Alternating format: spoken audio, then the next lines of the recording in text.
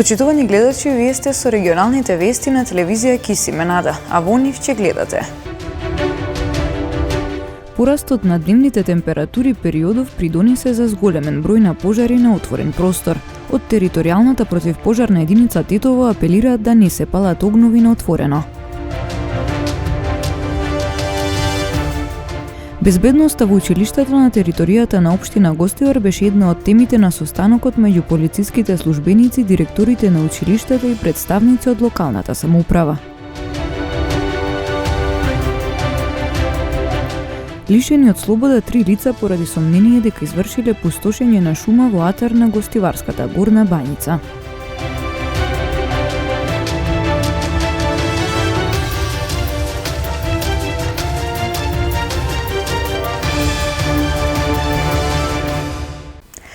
Порастот на дневните температури периодов придонесе за зголемен број на регистрирани пожари на отворен простор.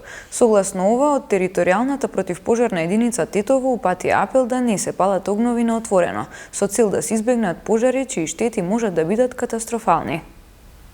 Порастот на дневните температури придонесе речиси секојдневно да се евидентираат пожари на отворен простор, каде во најголем број од таквите случаи причината е човечки фактор, велат од територијалната противпожарна единица Тетово, упатувајќи повик до сите граѓани да не палат огнови на отворено, со цел да се избегнат пожари, а со тоа и штетите кои можат да бидат предизвикани од појавата на пожарите. Посебно се апелира до земјоделците и излетниците да не палат оган на отворено и да не фрлаат цигари. Исто така, од територијалната противпожарна единица Тетово упати апел да се внимава и што се фрла во контейнерите. Имаме чести најави од пожари на отворени простори, како во шуми, таква во полиња.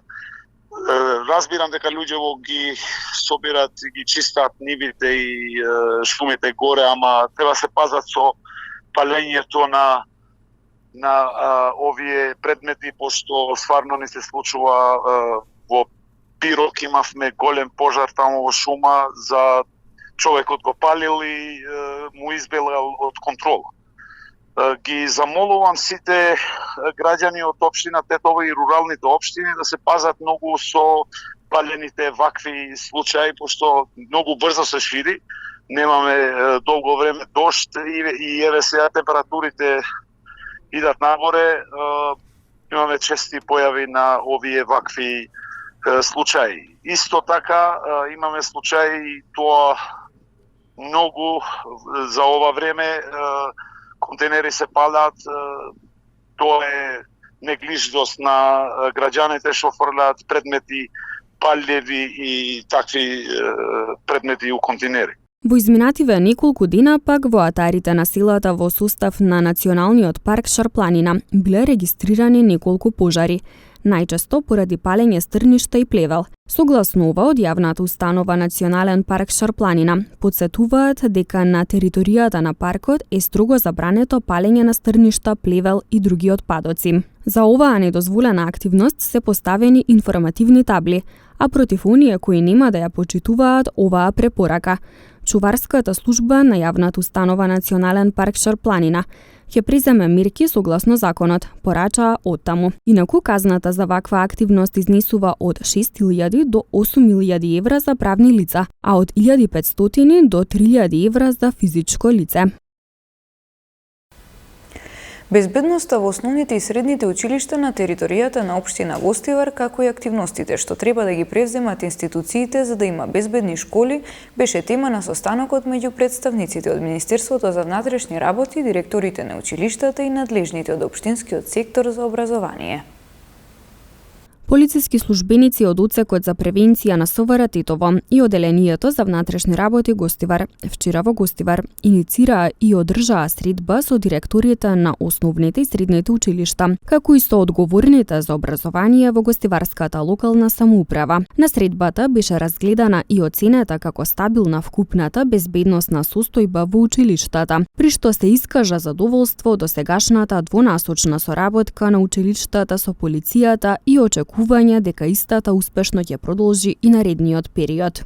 Од раководствата на училиштата беше побарано навреме да ги информираат одговорните полициски службеници за сите тековни или потенцијални безбедносни настани во и околу објектите во кои се изведува настава. Тие пак изразија подготвеност да ги поддржат и активно да учествуваат во реализација на сите планирани превентивни проекти, за кои заеднички беше заклучено дека се мощно корисни и дека ги даваат посакуваните ефекти, посебно во сферата на јавниот ред и мир. На средбата исто така стана збори за други прашања поврзани со сообраќајниот режим во одредени делови од градот, како и за потребата за надминување на поединечни недостатоци. Министерството за економија до владата ќе предложи укинување на мерките за помош на фирмите и нивно пренасочување за помош на загрозените категории граѓани, изјави за Алсат министерот за економија Крешник Бектеши. Утре и задутре ќе разговараме со господинот Бесими за наместо да ги субвенционираме одредени компании кои не ги почитуваат одлуките на владата и тоа што е договорено и зборот што им го дале на граѓаните првично, на потрошувачите во нашата држава, тие средства, пошто буџетот е ликвиден, имаме определени средства во таа ставка за антикризни мерки, да ги пренамениме во намалување на одредени давачки, било тоа царински или слично, за да можеме да влијаеме и во одредени производи кои се увезуваат во нашата држава да ги намалат цените. Обврска за намалување на цените за овие производи кои се наведени во одлуката на замрзнување на трговска маржа имат сите што се во македонскиот пазар. И не можат да имаат маржа поголема од 5 или пак 10% за одредени производи. И такви контроли се прават секојдневно од страна на Државниот пазарен инспекторат. Заради тоа што не можеме ние да не ги замрзнеме маржите, а да субвенционираме електрична енергија и после да се пријават одредени компании дека имаат зголемени трошоци во други ставки на формирање на нивните цени.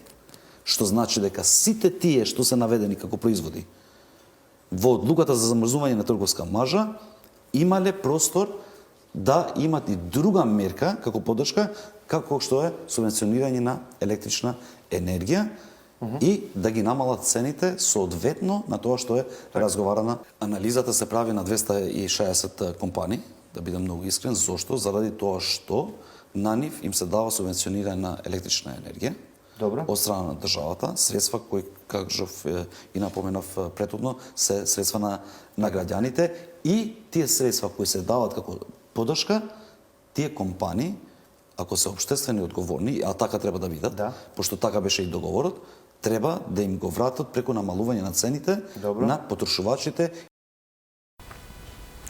Институтот за демократија денеска ја представи анализата за состојбата со корупцијата до 2030 година, која што има цел да овозможи подготовка на долгорочно стратешко планирање, во кое ќе се земат предвид идните можни состојби во борбата против оваа негативна општествена појава.